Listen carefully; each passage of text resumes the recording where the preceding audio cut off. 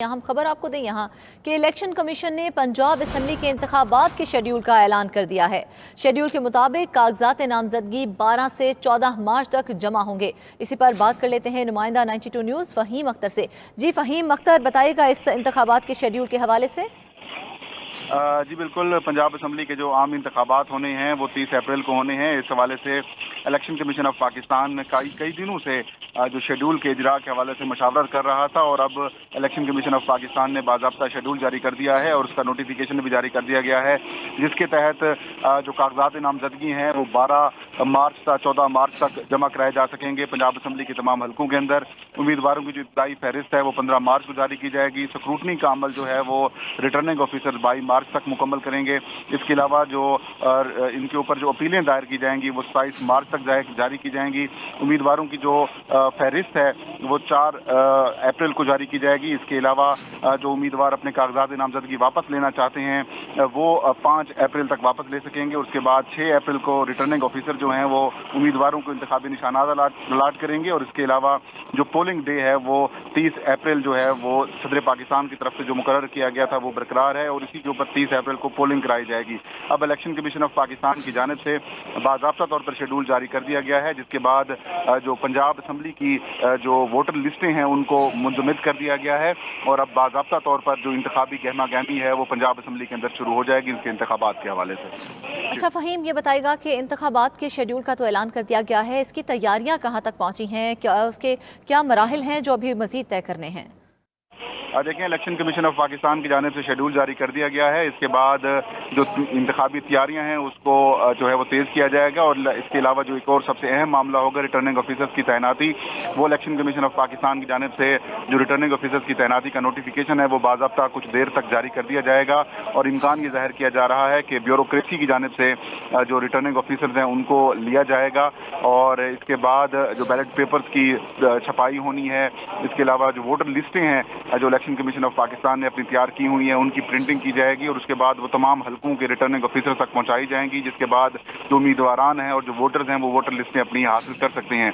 इसके अलावा जो बाकी तैयारियों का मरहला है, रिटर्निंग ऑफिसर्स की तैनाती के अलावा जो पोलिंग अमले की तैनाती होनी है, पोलिंग स्कीम बनाई जाएगी रिटर्निंग ऑफिसर्स की जानिब से, फिर उनकी ट्रेनिंग कराई जाएगी और इंतखाबी मवाद की तफसील समेत जो सिक्योरिटी के इशूज़ होंगे वो अब आगे जो है वो इलेक्शन कमीशन ऑफ पाकिस्तान इसको देखेगा। अच्छा फ़हीम, इस तमाम प्रोसेस को तकरीबन कितने दिन लगेंगे और फिर बाकायदा इंतखाबात कब से होंगे?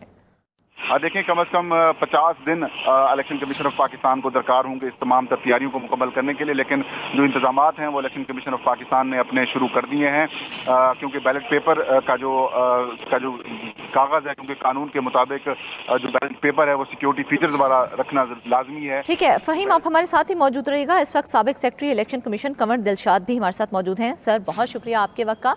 सर, ये बताइएगा कि इलेक्शन कमीशन की जानिब से जो है पंजाब के इंतखाबात का शेड्यूल का ऐलान कर दिया गया है, क्या कहेंगे आप और इसकी तैयारियां जो हैं वो कब तक मुकम्मल कर ली जाएंगी और क्या ये अब इंतखाबात वक्त पर ही होंगे?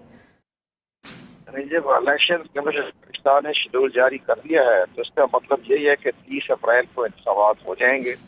ये लामा दर लामा की कार्रवाई होती है। चंद रोज के बाद इलेक्शन कमीशन पाकिस्तान जो शेड्यूल जारी किया है उसके मुताबिक कागजात नामजदगी वसूल करना शुरू हो जाएगी।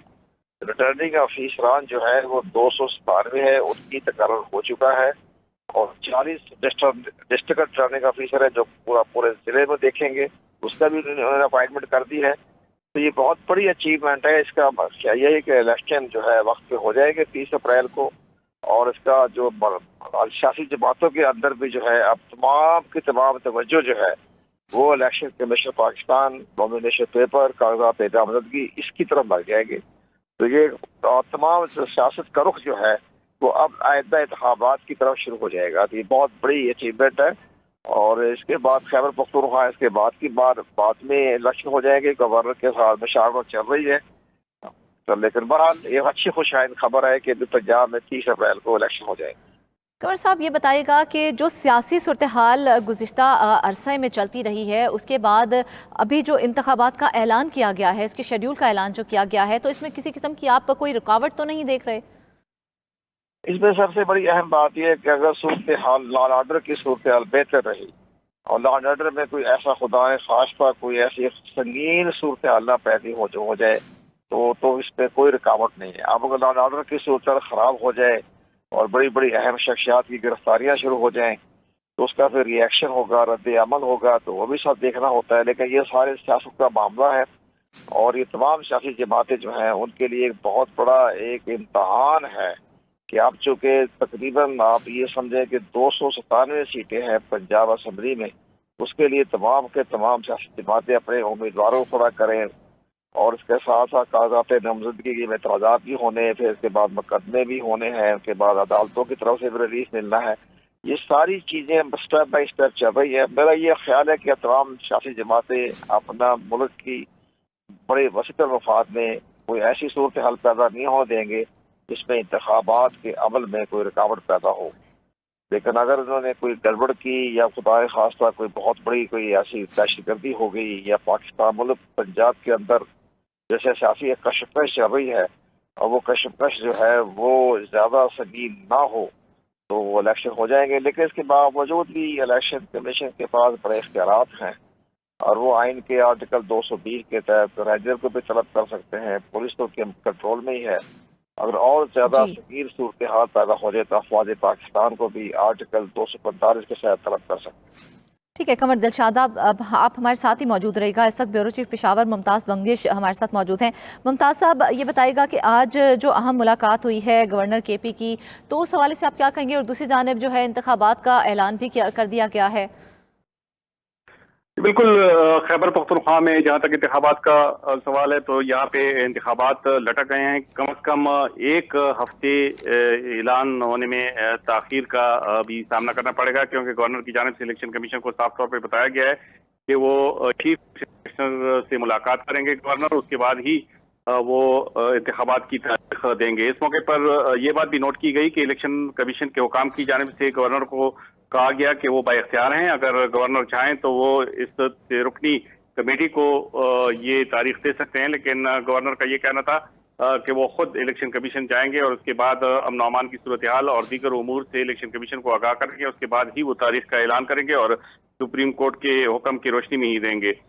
लेकिन वो आज उन्होंने तारीख नहीं दी और कहा यह जा रहा है कि वो अगले हफ्ते इलेक्शन कमीशन हुकाम से इस्लामाबाद में मुलाकात करेंगे और वहीं पे वो फैसला करेंगे कि वो खैबर पख्तूनख्वा में इंतखाबात के लिए कौन सी तारीख देते हैं।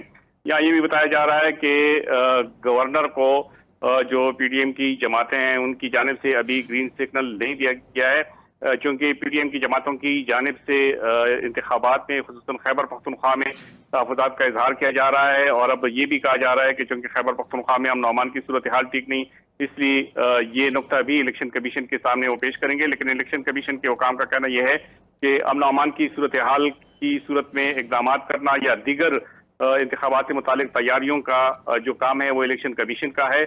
उसमें ना तो वो गवर्नर से उसकी आरा पे कोई अमल कर सकते हैं और ना ही इस किस्म की आईनी कोई ज़रूरत उन्हें दरपेश है।